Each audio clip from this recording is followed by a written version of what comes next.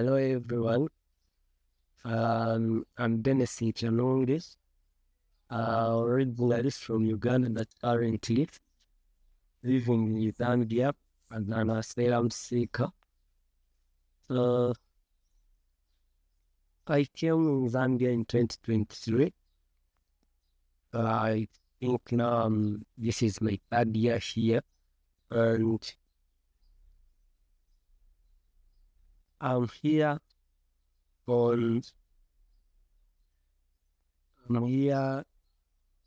to share my experience, to share my life, and most important, to share with you about my book that I recently published, and I'm very hopeful that you are going to learn a lot from this and from this interview, and maybe support or guide me in any way. First of all, I'm going to talk about my book. It is called Between the Cross and the Rainbow. That's the title of my book, and this book, it has two parts. It has part 1 and part 2.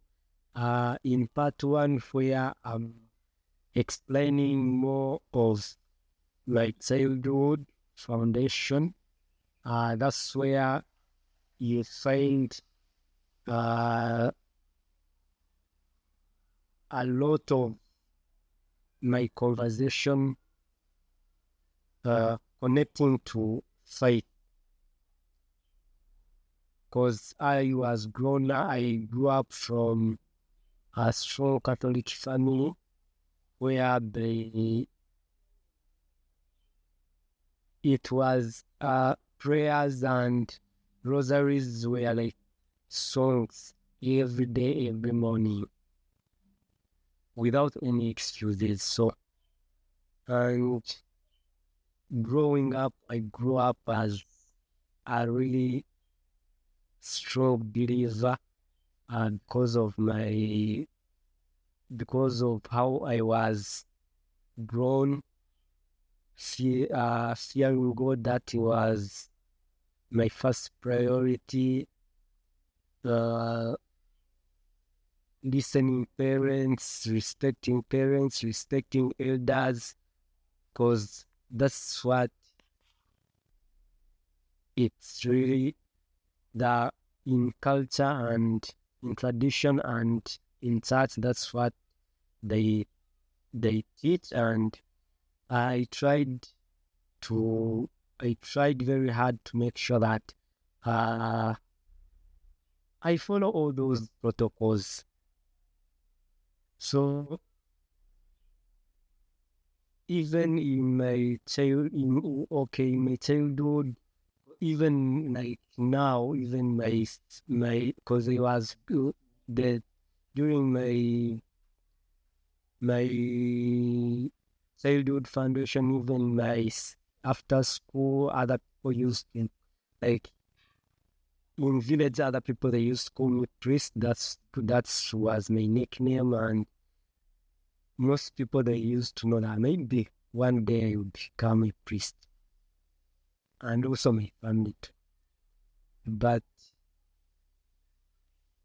because of the feelings,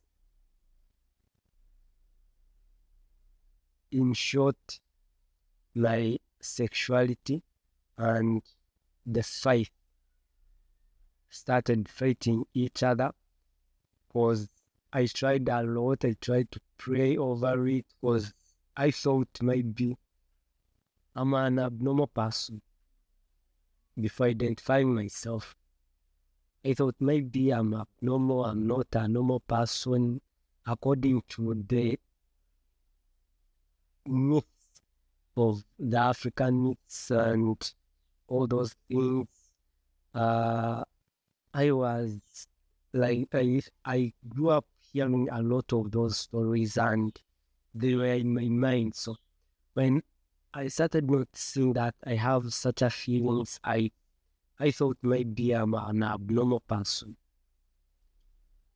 I prayed over it many times. I did missionary works, volunteering for almost moving from my home to convents or to other dioceses for like 1 year without any communication, without any social media, without using any phone or what, but all those things failed because the feelings kept pulling. So at the end, I noticed that I'm not alone. I have a community where I belong. And after identifying myself, I found it's very hard because I tried, I prayed, I did fasting, I did everything, but all failed. So after that, after trying all those things and failed, I decided to say no. It's time now and accept who I am. But accepting who I am, it wasn't easy.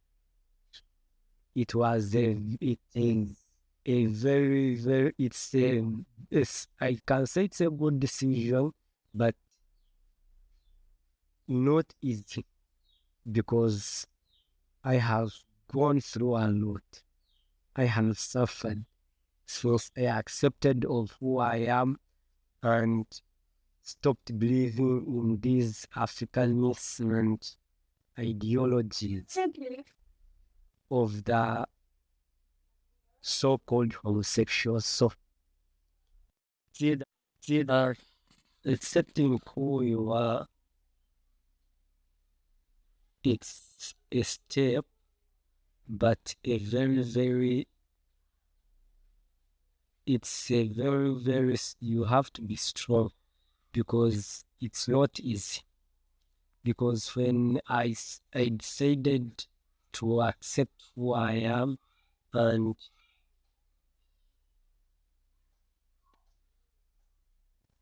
started also embracing my community where I belong, interacting with them,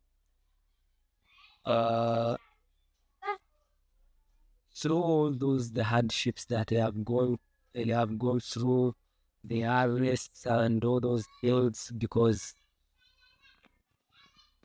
that's what have, because since then accepting myself, I was still in my country, but it wasn't easy because the community where I was, it was at a high risk. I remember in 2021, that's when I got arrested for my first time in life. That's when I got arrested. We were attending an introduction party for our fellow community members. That's when the police raided the place and we got arrested. Hiraf Smag,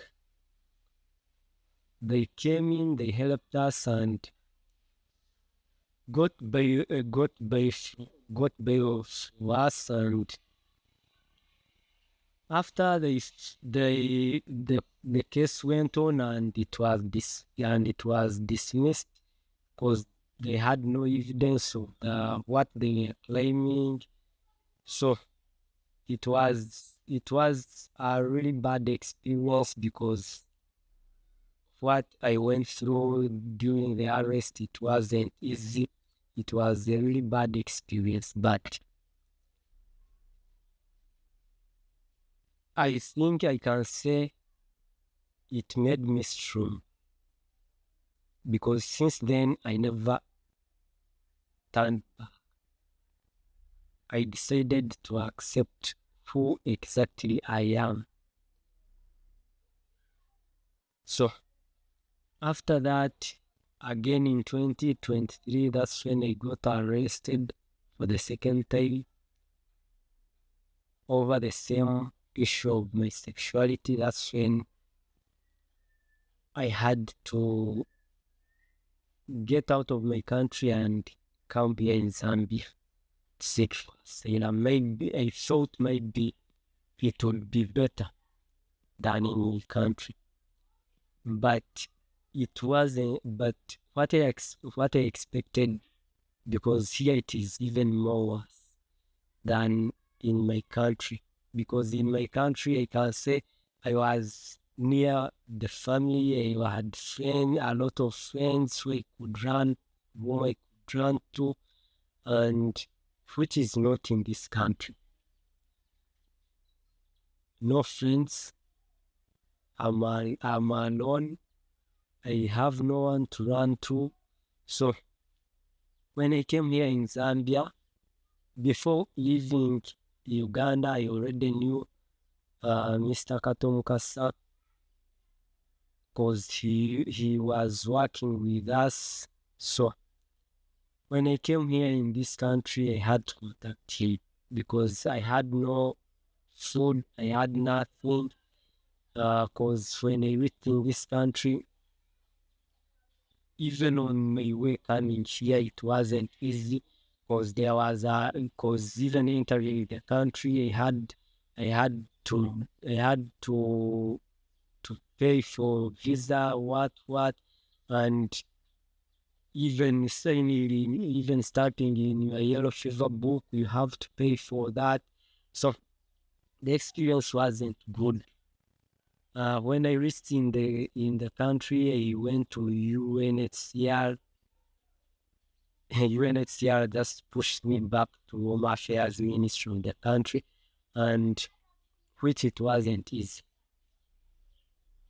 because the Home Affairs Ministry refused to register me at that moment, because they said the country is against homosexuality. They cannot register me. So I had to head back again to UN. Heading back to UN, because it was a Friday phone, the offices were closed, so I had to sleep on the streets for 3 days to wait until Monday. From Friday, because I reached in this country on Thursday, so on Thursday I slept on the street, Friday until Monday. On Monday I was really, really lucky, though they had to push you back to Home Affairs Ministry, but when again it failed, I had to go back to UNHCR. What UNHCR did, they just took me to their safe place. The only thing that they gave me was a mattress. That's what they gave me. And I reached in this country in a very bad season, because it was winter season where it really freezes. I had no things for like heavy jackets and jumpers. So I had no bed sheets, I had no bed cover, because I only came with my bag, with my clothes. So I spent almost 1 week in a shelter without even covering myself, just wearing my clothes, like 3 trousers, 3 t-shirts, and sleep. I had no food. They never gave me anything. The only thing they gave me was a shelter and a mattress. So I had to find what to eat. So that's when I contacted Mr. Katomukasa. I explained everything. I explained to him the condition that I'm going through. So Mr. Mukasa started helping me. Since then, up to now, he has been helping me giving me food, giving me everything every month, which UNHCR as an international organization and a world organization that has failed to do. So after staying in that shelter for 2 months, UNHCR did it, but they did their advocacy. Then I got a chance. I got registered. Then after like 6 months in that shelter, the shelter was closed. Then we were taken back to the transit camp, the refugee transit camp. When they took us to the refugee transit camp, it wasn't an easy thing because they just dropped us in the tents, in UNHCR tents. That's where, cause when they took us to the transit camp, the refugee office and the UNHCR officials, they promised us that we are going to be in those tents for a few weeks or like 1 month, as they are relocating those people who have already been recognized as refugees to the village camps. Then they get us spaces where to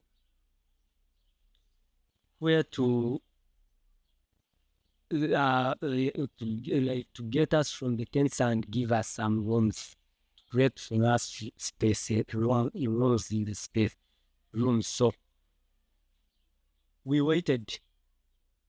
We spent almost 6 months in those tents.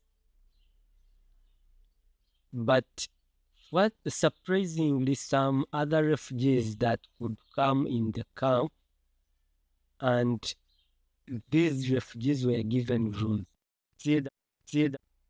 So we spent 6 months in those tents. The 6 months we spent in those tents, surprisingly, some other refugees who are not like us, they used to come in the refugee camp and they were given rooms. So we had to bring in UNHCR officials. We had to ask them. We had even asked the refugee officer what was really happening, because we could see some empty rooms. When we go to the refugee officer to request for those rooms, they tell us that the rooms are not there. There are no rooms. But others, when they could come in the camp, they just get a room in one day. So we found that as a discrimination in the camp. So during all that time,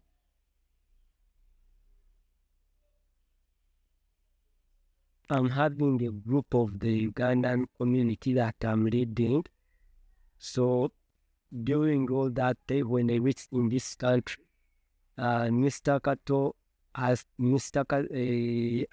because as a human rights defender, so because because of what I have gone through from my country to here, so I decided, no, I'm not going to just keep quiet. I have to use my voice so that I can fight for others who can not fight for themselves. So I had volunteered at Humanist Africa TV. Every week we had the program that we used to do twice in a week with my team. So because of all those things in the camp, I was a target. Because even going to the refugee officer's office, I was the leader who used to go there, ask what is happening, why are we not given rooms, are we not refugees like others? So during all those things, they promised us that after the World Refugee Day, they are relocating a big number from the refugee camp and take this number and take these people to the village refugees. It happened. That was May, June. So it happened, but after taking those refugees to the camp, to the village camps, again they refused to give us rooms. When we could go to the refugee officer, she sends us the staff who is in charge of allocating us to those rooms. The staff who is allocating to us to the rooms, she gave us rooms, and in other rooms there were other people who were not Ugandans and who were not part of the community. So that's how the incident happened. And in that incident, these people that already were in these rooms, they were denying other Ugandans to enter in those rooms, saying that we cannot share a room with homosexuals. What? So this thing escalated. So we had to face the refugee officer. So when we went to face the refugee officer, all of us, that's when a group of police came and attacked us. They started beating us, saying, we are not special in the camp, what, blah, blah. And no any other, because most of the rooms the rooms that were going to be shared they were Congolese inside, so they were like, no, we cannot share the rooms with homosexuals, what. So when we went to the refugee officer to question her, to have a discussion with her, that's when these Congolese attacked us. So they started beating the Ugandans. So we took it cool on the police. The refugee officer brought in the police, the central police. So the central police sorted everything. The following day, these same Congolese that beat us went to another police station, brought the police. They started pointing every Ugandan. This one. They took us in custody. That time some of us spent 1 day, some of us spent 2 days. We got bond and we won the case, because when we went back after giving the bond, we took the evidences at the police. So they found that all the evidences that happened on that day, no Ugandan that beat any person. It was the Congolese. The Congolese were the ones that beating the Ugandans. So they said, no, this case is closed, because we cannot take it. We cannot take this case further, because you Congolese, you have no any evidence showing that these people they beat you as you are saying, but for them they are having every evidence showing that you are the one who beat them. So in that process, after that case was closed, so the following week, that's how our tents got out,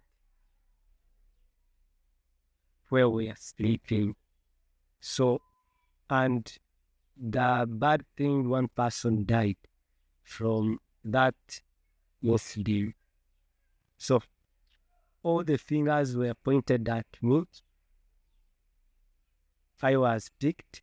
I spent 7 months in police custody without taking even to prison, without taking even to court.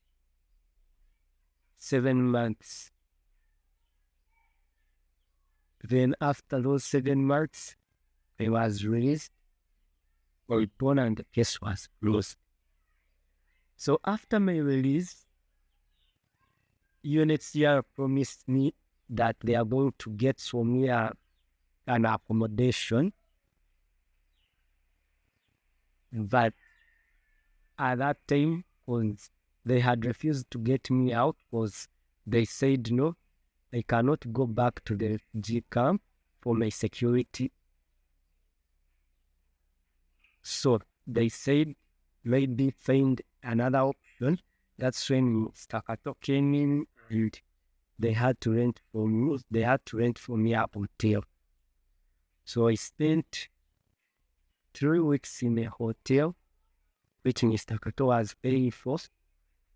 So UNHCR kept saying they haven't got any solution for where to stay. So Mr. Kato said, no, I cannot manage to pay a lodge every day.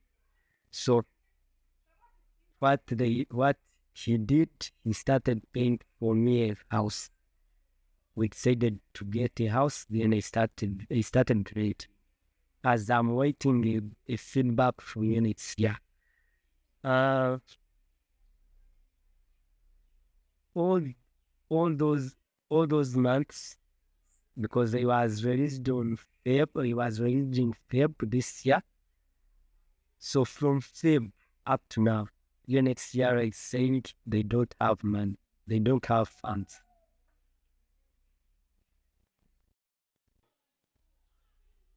Up to from Feb up to now, from Feb this year up to now, UNHCR is they are telling me, they are saying they are out of funds. They have no any help to give me any financial assistance for my accommodation.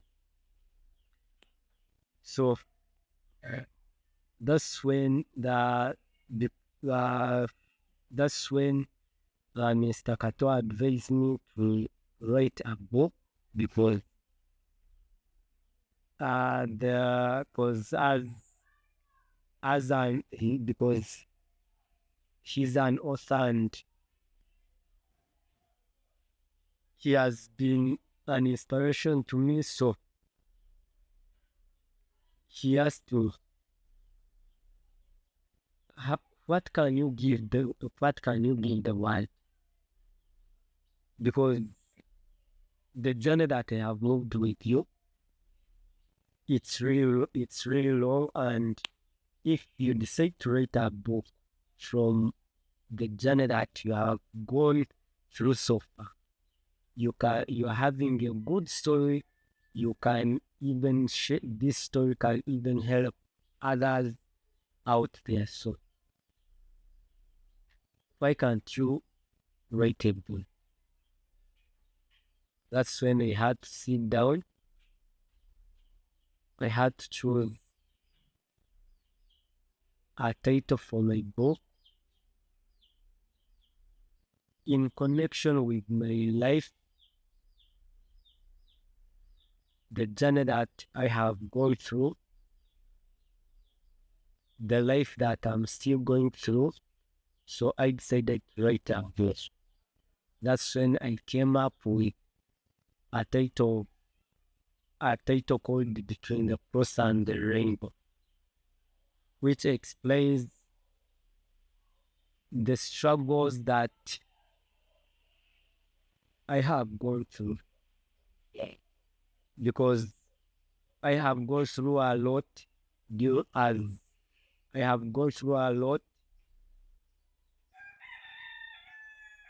and that's why I decided to share this by writing my book. As I can say, I wrote the book but I never had money to publish the book. So, or to design it.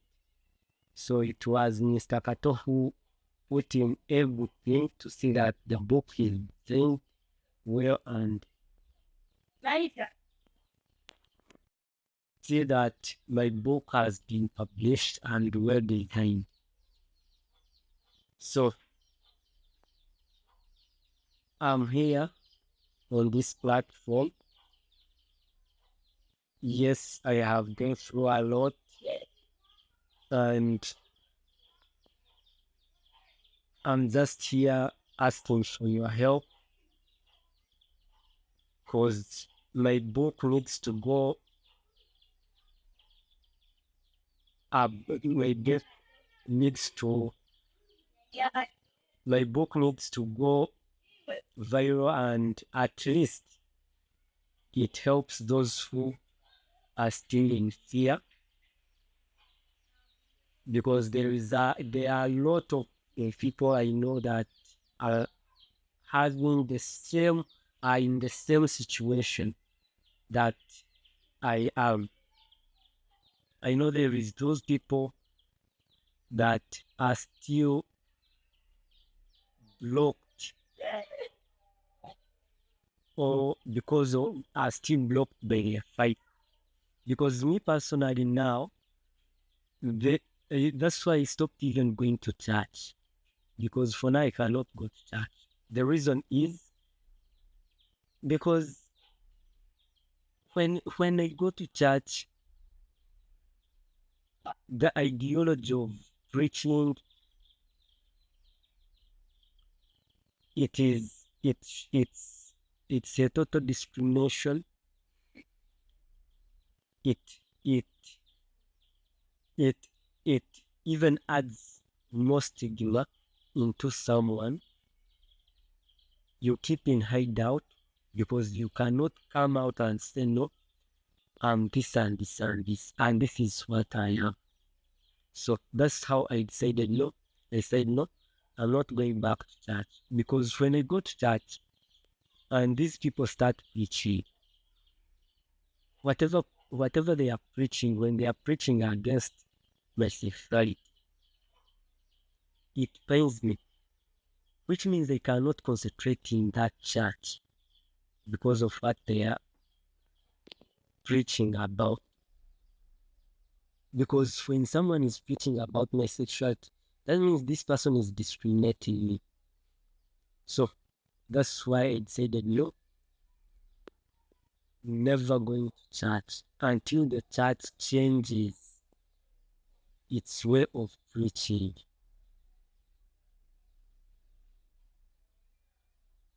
So I really appreciate those who have been there for me, my friends, and I really appreciate Mr. Kato for everything, for the effort that he has put in to see that I'm surviving. Because if it wasn't him, I wouldn't be surviving in this country. Because I have no any backup. Maybe that I can get any financial assistance. I don't have it. So my request here is, please share my book, purchase it, because every copy that you purchase, it helps me to survive in this country. And it helps me to also concentrate on the activism activities that I'm doing, because I cannot advocate, I cannot do anything. So as a humanist, I cannot do anything when I'm not settled in one place. So please kindly share my book. Even if you buy one copy, it's okay. it helps me to survive. And it helps it because when you buy my book, that means my book goes to every corner of the world, and everyone will have to know my story. And you'll find that maybe it reaches to the same person that is having the same experience that I'm having, the same experience that I'm going through. And maybe it might help that person also to come out and survive on his own or on her own.